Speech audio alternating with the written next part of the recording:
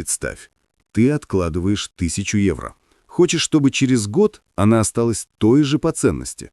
Но проходит время, и вдруг на ту же 1000 ты можешь купить меньше. Телефон превращается в наушники, корзина продуктов — в пару пакетов. Деньги те же, а возможностей меньше. Это и есть инфляция. Тихий, но постоянный процесс, который съедает твою покупательную способность. Инфляция — это не просто рост цен, это падение ценности денег. 1 евро сегодня покупает меньше, чем 1 евро вчера. Откуда она берется? Есть несколько главных причин. Первая — монетарная инфляция.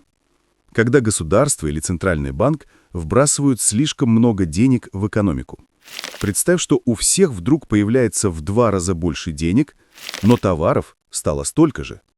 Что произойдет? Все хотят купить больше, но магазины не успевают пополнять полки. Продавцы видят, что спрос растет, и поднимают цены.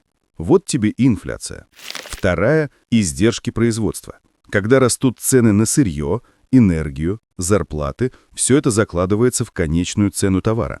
Например, если нефть дорожает, то растет цена топлива, логистики, а потом буквально всего, от хлеба до авиабилетов.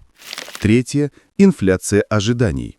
Это когда люди ждут, что цены поднимутся, и начинают покупать заранее.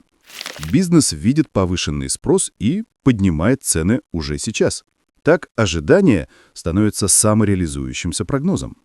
Чтобы понять, насколько сильно растут цены, используется индекс потребительских цен, ИПЦ. Это средний рост стоимости типичной корзины товаров и услуг – хлеб, молоко, бензин, одежда, аренда жилья. Если за год ИПЦ вырос на 3%, значит, в среднем цены выросли на 3%. Теперь интересный момент. Инфляция нужна. Да, звучит странно, но умеренная инфляция – это признак живой экономики. Когда цены растут на 1-2% в год, люди тратят, бизнес развивается, деньги вращаются. Поэтому, например, Европейский Центробанк и ФРС США специально ставят цель около 2% инфляции в год. А вот когда инфляция выходит из-под контроля, начинается паника. Ты просыпаешься утром, а цены уже другие. Такое случалось не раз.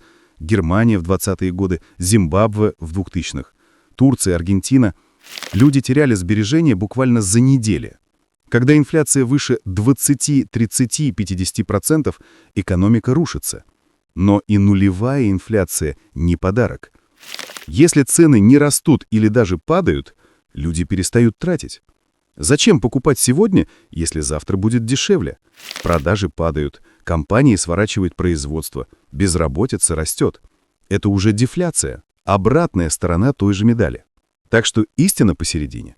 Умеренная инфляция – двигатель экономики. Она подталкивает людей тратить, бизнес инвестировать, а государство развиваться. И теперь главный вопрос. Что делать тебе? Инфляцию не победить, но ее можно обогнать. Как? Не держать все деньги на счету, инвестировать. В акции, облигации, индексные фонды, недвижимость. Твои деньги должны работать и приносить доход, который хотя бы перекрывает инфляцию. Потому что если ты ничего не делаешь, ты уже теряешь. Инфляция не спит. Она каждый день делает твои деньги чуть дешевле, даже если ты этого не замечаешь. Поэтому если хочешь понять, как защищать свои сбережения и заставить капитал работать на тебя, подпишись на Код денег, поставь лайк и включи колокольчик. Здесь все о деньгах простыми словами, чтобы твои деньги работали, а не таяли.